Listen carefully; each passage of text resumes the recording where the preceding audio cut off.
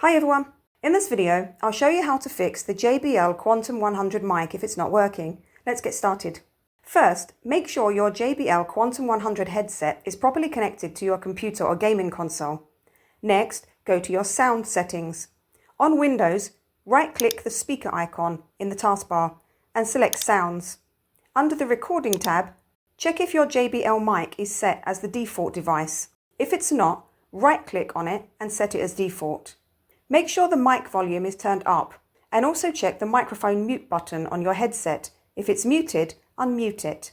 If the mic is still not working, try plugging it into a different port or try it on a different device to ensure the issue isn't hardware related.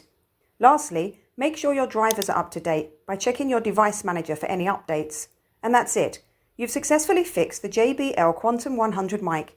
If you found this video helpful, don't forget to like and subscribe for more tips and tutorials. Thanks for watching, and I'll see you in the next video.